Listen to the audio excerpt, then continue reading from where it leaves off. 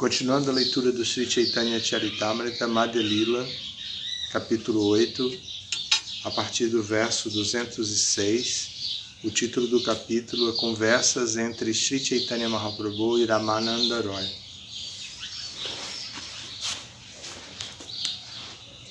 Indo direto para a tradução. Os passatempos de Sri Radha e Krishna são autorrefulgentes. Além de serem a felicidade personificada, são ilimitados e todo-poderosos. Ainda assim, os sentimentos espirituais de tais passatempos jamais atingem sua plenitude sem as gopis, as amigas pessoais do Senhor. A suprema personalidade de Deus nunca é completa sem suas potências espirituais. Portanto, a menos que alguém se refugie nas gopis, não poderá gozar da companhia de Radha e Krishna. Quem poderia interessar-se em seus passatempos espirituais sem refugiar-se nelas? Significado. Esta citação é do Govinda Lilamrita. Há um fato inexplicável sobre as inclinações naturais das gopis. Elas nunca desejam divertir-se com Krishna pessoalmente. A felicidade das gopis aumenta 10 milhões de vezes quando elas conseguem ocupar Sri Sri Radha e Krishna em seus passatempos transcendentais. Por natureza, Srimati Radharani é tal qual uma trepadeira de amor a Deus, e as gopis são os galhos, flores e folhas desta trepadeira. Quando esta trepadeira é borrifada com o néctar dos passatempos de Krishna, a felicidade sentida pelos galhos, flores e folhas é 10 milhões de vezes maior do que a sentida pela própria trepadeira. Significado.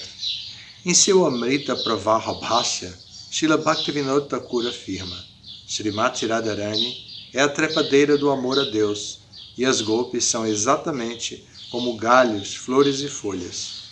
Ao borrifar-se com água a trepadeira, os galhos, flores e folhas indiretamente recebem todos os benefícios da própria trepadeira. No entanto, a água borrifada diretamente sobre os galhos, folhas e flores não é tão eficaz quanto a água borrifada na raiz da trepadeira. As gopis não ficam tão satisfeitas ao lidarem diretamente com Krishna como o ficam ao servirem de instrumentos para unir Srimati Radharani com Krishna. O prazer transcendental delas consiste em uni-los. Todas as gopis, as amigas pessoais de Srimati Radharani, são iguais a ela. Assim como a lua é agradável à flor de lótus, Krishna é agradável aos habitantes de Vrajabhumi.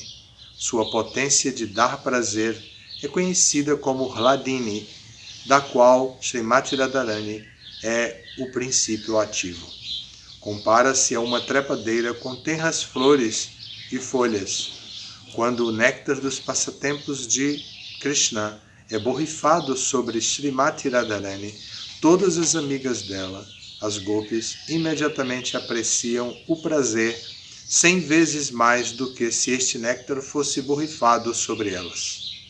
Na realidade, isto não é tão maravilhoso assim. Este verso também é do Govinda Lilamrita. Embora as gopis, as amigas de Srimati Radharani, não desejem divertir-se diretamente com Krishna, Srimati Radharani faz um grande esforço para induzir Krishna a divertir-se com as gopis. Apresentando diversos pretextos às gopis, Srimati Radharani às vezes as envia a Krishna só para que elas possam associar-se com ele diretamente. Em tais ocasiões, ela goza de uma felicidade 10 milhões de vezes maior do que a desfrutada pelo contato direto. Este comportamento mútuo no transcendental amor a Deus fomenta a doçura transcendental. Ao ver como as gopis têm desenvolvido amor puro por ele, o Senhor Krishna fica muito satisfeito. Significado. Srimati Radharani e as gopis não se interessam pela felicidade que elas próprias possam sentir em contato com Krishna. Ao invés disso, ficam felizes ao verem outra gopi, além delas mesmas, associando-se com Krishna.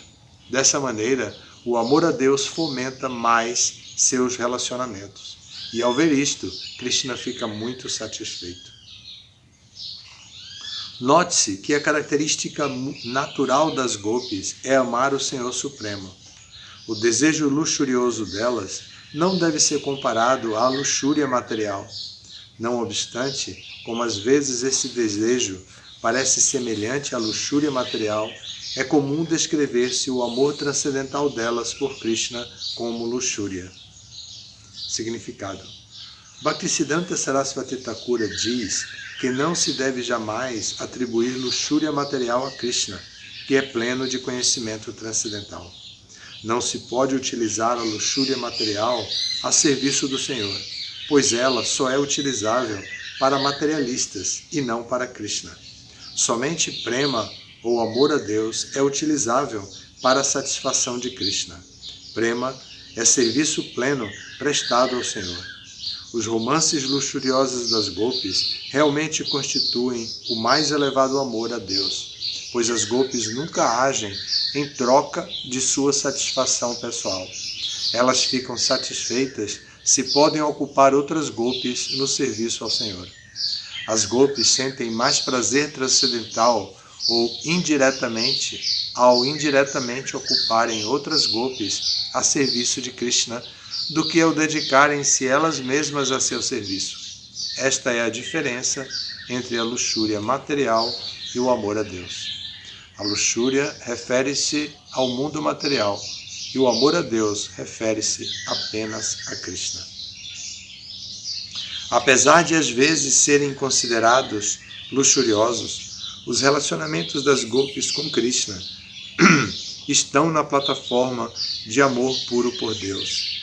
Como tais relacionamentos são inteiramente espirituais, todos os devotos mais queridos do Senhor, como Uddhava e outros, também desejam participar deles. Esta citação é do Bhakti Rasamrita Sindhu. Continuando. Experimenta desejos luxuriosos quem está preocupado com o gozo de seus próprios sentidos. Esta não é a atitude das gopis. O único desejo delas é satisfazer os sentidos de Krishna. Entre as gopis não há um pingo de desejo de gozo dos sentidos. O único desejo delas é de dar prazer a Krishna. E, dessa maneira, elas convivem e desfrutam com ele. As gopis disseram: Querido Krishna, cautelosamente apoiamos teus delicados pés de lótus sobre nossos seios rijos. Quando caminhas pela floresta, pequenos cascalhos machucam teus macios pés de lótus. Tememos que isto seja doloroso para ti. És nossa vida e alma, e nossas mentes ficam muito perturbadas quando teus pés de lótus ficam doloridos. Significado: esta citação é do Srimad Bhagavatam, 10º canto. Aquele que se deixa atrair por este amor estático das gopis não liga para os princípios regulativos da vida védica, nem para a opinião pública. Ao invés disso, rende-se plenamente a Krishna e presta-lhe serviço. Se alguém adora o Senhor no caminho do amor espontâneo e vai a Vrindavana, recebe o abrigo de Vrajendranandana, o filho de Nanda Maharaj. Significado: ao todo, há uma lista de 64 itens para a prestação de serviço a Krishna, sendo estes os princípios regulativos prescritos nos Shastras e dados pelo mestre espiritual. É preciso servir a Krishna de acordo com estes princípios regulativos. Mas, se alguém desenvolve amor espontâneo por Krishna, como aqueles que vivem em Vrajabhumi, manifestam em suas atividades, atinge a plataforma de Raganuga Bhakti. Aquele que desenvolveu este amor espontâneo é candidato à elevação à plataforma de que desfrutam os habitantes de Vrajabhumi. Em Vrajabhumi, não há princípios regulativos estabelecidos para o serviço a Krishna. Ao invés disso, tudo lá é realizado com amor espontâneo e natural por Krishna. Não se trata de seguir os princípios do sistema védico. Tais princípios são seguidos dentro deste mundo material, e enquanto alguém estiver na plataforma material, terá que executá-los. Contudo, o amor espontâneo por Krishna é transcendental. Pode parecer que os princípios regulativos estão sendo violados, porém, o devoto está na plataforma transcendental. Tal serviço chama-se Gunatita, ou Nirguna, pois não é contaminado pelos 3 modos da natureza material. Em sua fase liberada, o devoto sente-se atraído por um dos 5 humores no transcendental serviço amoroso ao Senhor. À medida que continua servindo ao Senhor, com esta atitude transcendental, ele obtém um corpo espiritual para servir a Krishna em Goloka Vrindavan. Eu vou explicar um pouquinho aqui. Esses versos estão sendo falados por Ramananda Roy para Chaitanya Mahaprabhu, no encontro deles, em que Chaitanya faz algumas perguntas a Ramananda Roy, especificamente sobre o serviço devocional. Então, Ramananda Roy vai respondendo, e à medida que ele responde, Krishna diz, Chaitanya diz, mas tem algo mais além disso. Eu sei que você pode se aprofundar, vá se aprofundando, e ele vai se aprofundando. Então agora, Ramananda Roy realmente chegou no nível mais profundo de conhecimento. E observem, todos esses versos são citações de algum lugar. Ele está simplesmente apresentando para Chaitanya. Alguns Prabhupada explica. Esse é do Bhaktirasamrita Sindhu, esse é de tal escritura. Mas todos eles são versos originalmente dos Shastras, porque estão apresentados aqui entre aspas. Então quem está lendo pode ver que o Ramananda Roy está de maneira muito erudita apresentando o conhecimento a respeito das raças, a respeito das gopis, a respeito da relação de Krishna com as gopis. Quem é a gopi principal, que é a Srimati Radharani? Como é a relação das sakhis de Srimati Radharani, as amiguinhas dela, e como é a relação dela com as manjaris, que são ainda as mais jovens gopis. E aqui foi revelado algo bem interessante, de que a relação direta com Krishna não é tão recomendada. A relação recomendada com Krishna é a relação indireta. Srimati Radharani tem relação direta com Krishna. As gopis fazem tudo para Srimati Radharani se encontrar com Krishna. E Radharani faz tudo para as gopis se encontrarem com Krishna. E quando Radharani se encontra com Krishna, as gopis ficam muito satisfeitas. E quando as gopis se encontram com Krishna, Radharani fica muito satisfeita. Então esse é o tema aqui, só para contextualizar vocês. Quem está falando é Ramananda Roy. Ramananda Roy é um associado de Chaitanya Mahaprabhu que tem um papel político dentro da sociedade. Ele é um governador e ele teve alguma dificuldade para se encontrar com Chaitanya, mas finalmente também ele se encontrou. Originalmente, ele é reconhecido como sendo Arjuna, que encarnou como Ramananda Roy no passatempo de Chaitanya Mahaprabhu. Então eu vou continuar, tem mais alguns significados de Prabhupada aqui. Aqueles santos que apresentam os Upanishads, isso aqui continua Ramananda Roy falando para Chaitanya. Aqueles santos que apresentaram os Upanishads são exemplos vívidos disto. Adorando o Senhor no caminho do amor espontâneo, eles alcançaram os pés de lótus de Vrajendra Nandana, o filho de Nanda Maharaj. Significado. No planeta Goloka Vrindavana, Raktaka e Patraka lideram os servos de Krishna. Sridhama, Subala e outros lideram os amigos de Krishna. Há também as gopis, mais velhas, e os vaqueiros, liderados por Nanda Maharaj, Mãe Yashoda e outros. Todas essas personalidades ocupam-se eternamente no serviço amoroso ao Senhor, de acordo com seus específicos apegos a Krishna. Quem deseja regressar ao lar para servir o Senhor diretamente, fica atraído por Krishna como seu servo, amigo, pai ou mãe. Servindo a Krishna sem parar, durante esta vida, num êxtase em particular, o devoto abandona o corpo material e obtém um corpo espiritual adequado para servir a Krishna em termos de determinado apego.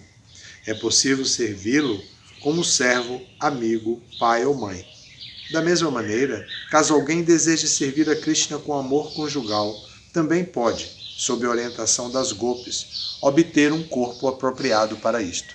O exemplo mais vívido a este respeito é o das personalidades santas, conhecidas como Shrutis, que apresentaram os Upanishads. Estes Shrutis compreendem que sem servir a Krishna e seguir os passos das gopis, não é possível entrar no reino de Deus. Portanto, ocupam-se no serviço amoroso e espontâneo a Krishna e seguem os passos das gopis. Provavelmente vocês perceberam, mas aqui no significado tem algo que a gente precisa apontar para que fique bem claro para vocês e que sirva como uma referência, já que nós sempre estamos em dualidade, sempre estamos preocupados com a posição do homem, a posição da mulher, a posição do rico, a posição do pobre. Nós sempre estamos em dualidade assim. Então aqui, quando fala dos líderes, diz que para obter o serviço devocional, a pessoa obtém a orientação de alguns líderes, e entre os líderes está Mãe Yashoda. Isso é muito importante pela posição de Mãe Yashoda como uma mulher. Isso é bem significativo aqui. Então vamos ver, vou repetir para... No planeta Goloka Vrindavana, Raktaka e Patraka lideram os servos de Krishna. Sridama, Subala e outros lideram os amigos de Krishna. Há também as gopis mais velhas e os vaqueiros liderados por Nanda Maharaj, Mãe Yashoda e outros. Os vaqueiros liderados, ou seja, Mãe Yashoda lidera também homens. Então isso é, já que sempre estamos na dualidade e para a pregação é muito importante isso, então aqui tem uma referência de Mãe Yashoda liderando os vaqueiros, ou seja, os homens vaqueiros. E há muitas referências, mesmo de Rohini, que também faz parte dessa mesma comunidade de vaqueiros. Rohini dá uma ordem muito direta a Nanda Maharaj no dia que Krishna nasceu. Ele queria entrar para conhecer a criança, para ver a criança, e ela disse, não é hora de você entrar. Você tem que me trazer joias, braceletes, anéis, brincos, tudo. Pediu, fez um joguinho com ele, não era pesada, não estava amaciando, mas fez um joguinho com ele. Para você entrar e ver seu filho, você tem que lhe dar alguns presentes. Então ela negociou com ele, chantageou ele, e ele disse, eu quero entrar. Ela disse, aí ela disse, então você tem que prometer. Aí ele prometeu e ela deixou ele entrar. Acho que ele deu depois, né? Deve ter cumprido a palavra dele. Mas, então é importante observar isso aqui, porque nós como pregadores, quando apresentamos a filosofia da consciência de Krishna para as pessoas, às vezes nos vemos em saia justa quando lemos do Bhagavatam ou em algum livro alguma declaração de dualidade que trata da posição da mulher. E às vezes nós ficamos achando que o que está escrito ali tem natureza absoluta e atinge até mesmo o mundo espiritual. Mas não é o que está sendo dito aqui.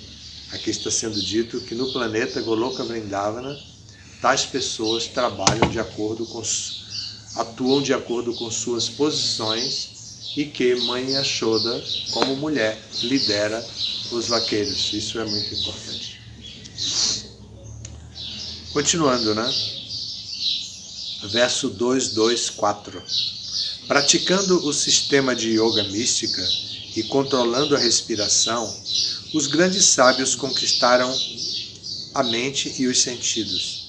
Dedicando-se assim à yoga mística, viram a super-alma dentro de seus corações.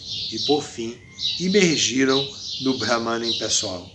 Contudo, mesmo os inimigos da Suprema Personalidade de Deus alcançam tal posição pelo simples fato de pensarem no Senhor Supremo. As donzelas de Vraja, as Gopis, queriam apenas abraçar Krishna e segurar-lhe os braços, que são como serpentes. Sentindo-se atraídas pela beleza de Krishna, elas finalmente adquiriram um gosto pelo néctar dos pés de lótus do Senhor. Nós também podemos saborear o néctar dos pés de lótus de Krishna, seguindo os passos das Gopis. Esta citação, significado, é do Srimad Bhagavatam, 10º canto. São palavras dos Shrutis, os Vedas personificados. Então, os Vedas personificados são os Shrutis. Os Shrutis são as pessoas que enunciaram os Vedas e enunciaram os Upanishads, que são parte dos Vedas. Então já foi falado primeiro daqueles que revelaram os Upanishads. Depois foi dito que eles são chamados de Shrutis. E agora os Shrutis estão explicados aqui, são os Vedas personificados.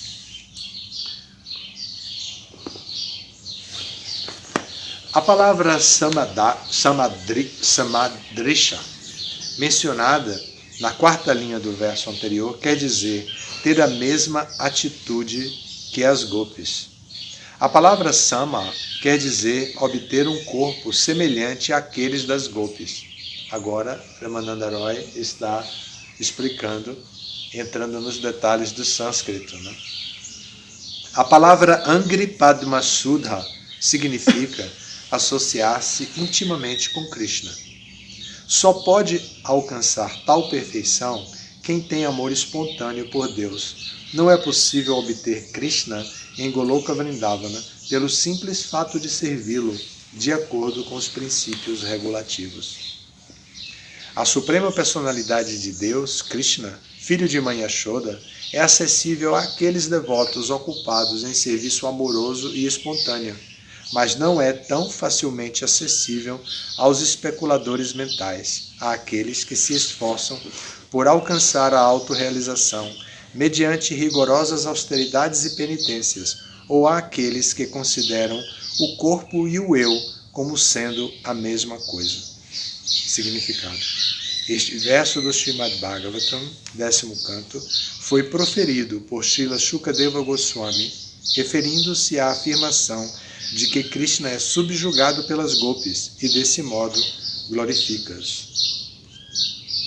Portanto, deve-se aceitar o humor das Gopis no serviço delas. Com semelhante atitude transcendental, deve-se pensar sempre nos passatempos de Sri Radha e Krishna.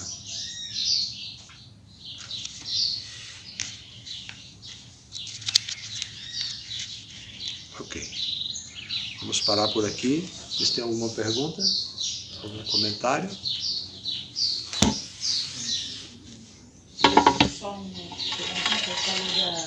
Você falou que a Ramananda Roy seria Arjuna, né? Sim. E isso